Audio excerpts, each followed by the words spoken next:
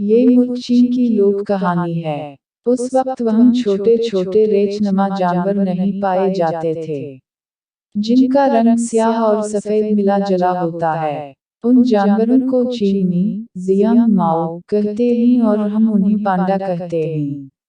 उस वक्त बांस के घने जंगलों में रेछ रहा करते थे, जिनकी खाल सफेद और बहुत नरम मुलायम थी और ऐसे चमकती थी जैसे आसमान से गिरने वाली नई नई बर्फ।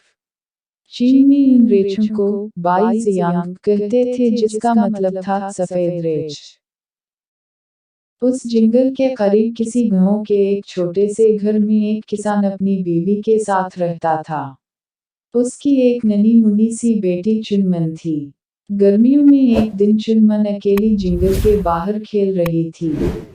दरख्तों की छांव में ऐसी ठंडक थी जैसे बहते हुए झरने का पानी, और सब्जे पर जगह जगह गेंदे के जर्द फूल लहरा रहे थे। उसने सोचा, ये सुनहरे फूल जंगल में थोड़ा सा अंदर ही तो उगे हुए हैं। चंद लम्हों में ही मैं थोड़े से फूल तोड़ लूंगी।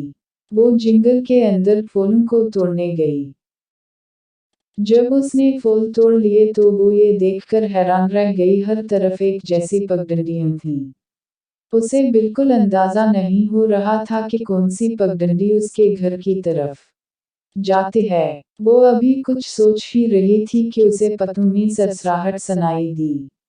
उसे एक मासूम सा जानवर नजर आया जिसके 2 बड़े कान थे।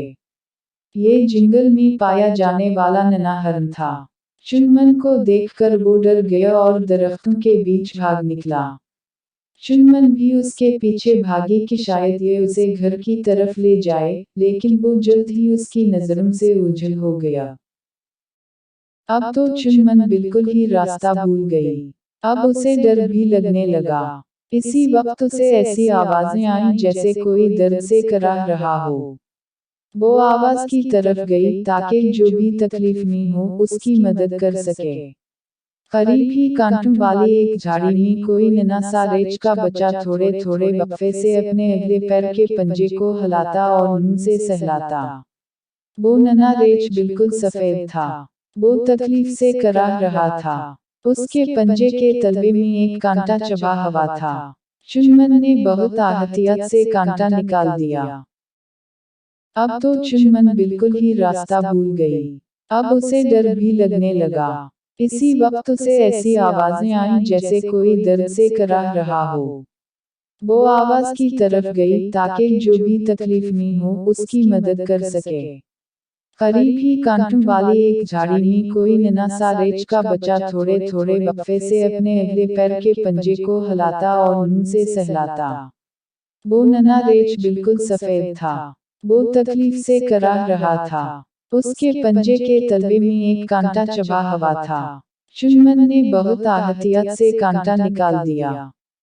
वो आगे बढ़ी और उसने मादा रेछ के गले में अपनी बाहें डाल दी और ठंडी सांस भर कर बोली, काश तुम मुझे मेरे घर का रास्ता बता सकते। अचानक सफेद मादा रेछ उठी और चल पड़ी। उसने चुनमन और नन्हे रेछ को इशारा किया कि वो उसके पीछे आएं। जल्द ही चुनमन ने देखा कि वो इसे रास्ता दिखाते हुए जंगल से बाहर ले गई। उसका घर वहां से नजदीक ही था। चुनमन उस दिन के बाद अक्सर जंगल में जाने लगी। उसके माँ बाप खुश थे क्योंकि उन्हें मालूम था कि सफेद मादा रेछ उसकी हिफाजत करेगी। चुनमन को और भी बहुत से रेछ मिले और उनके नन्हे बच्चे भी, लेकिन कांटे वाला बच्चा ही उसका सबसे करीबी दोस्त रहा। वो इसे नियाओ नियाओ कहती थी, जिसका मतलब था बहुत ही नरम मुलायम, क्योंकि उसकी खाल बहुत नरम और खूबसूरत थी। नियाओ नियाओ की मां ने चुनमन को एक बहुत बड़े दरख्त के तने में बना हुआ अपना घर भी दिखाया। चुनमन बार बार जंगल में गई। वो रेछ के नन्हे बच्चों से खेलती और जंगल के तौर तरीके सीखती, और रात होने से पहले नियाओ नियाओ की मां हिफाजत से इसे जंगल से बाहर छोड़ आती। मौसम बहार की एक सपहर को चुनमन नियाओ नियाओ के घर बैठी थी। वो रेछ के नन्हे बच्चों को खेलता हुआ देख रही थी। अचानक इसे ऐसा लगा जैसे कोई खूंखार जानवर बांस के दरख्तों में छुपा बैठा है। پھر اسے ایک سرخ آنکھوں والا چہرہ نظر آیا، پیلے رنگ کے لمبے لمبے دانتوں والا خوفناک چیتا، جس کے چھوٹے چھوٹے کان مڑے ہوئے تھے اور اس کی کھال پر دھبے تھے۔ چنمن اٹھ کر چلانے لگی۔ وہ ریچھ کے ننھے بچوں کو خبردار کر رہی تھی، لیکن تب تک اسے دیر ہو چکی تھی۔ نوکیلے دانتوں اور تیزی سے ہلتی دم والا بھوکا چیتا نیاؤ نیاؤ پر پل پڑا تھا۔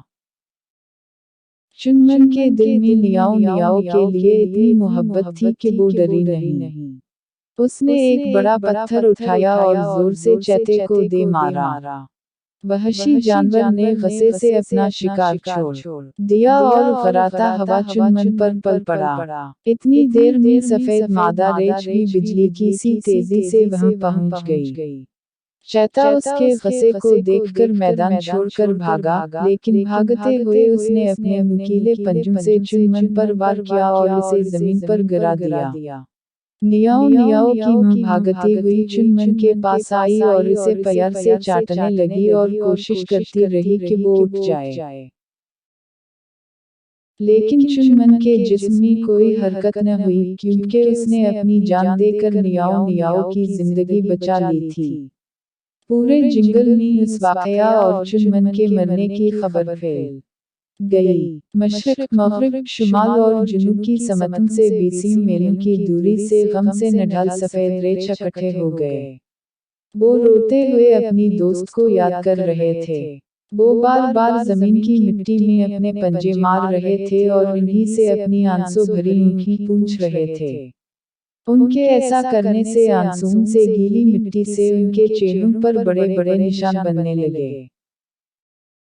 پھر انہی پنجوں سے انہوں نے اپنی چھاتیوں غم سے کوٹیں تو ایسے نشان ان کے جسم پر بھی پڑنے لگے۔ اس دن کے بعد آج تک چین میں سفید ریچھ نہیں پائے جاتے، بلکہ سفید اور سیاہ دھبوں والے چٹک برے ریچھ، زیانگ ماؤ، ہوتے ہیں، جنہیں ہم پانڈا کہتے ہیں۔ وہ اب بھی چنمن کے غم میں نڈھال ہیں۔ یہ افسوس ہمیشہ ان کے چہروں پر چھایا رہتا ہے۔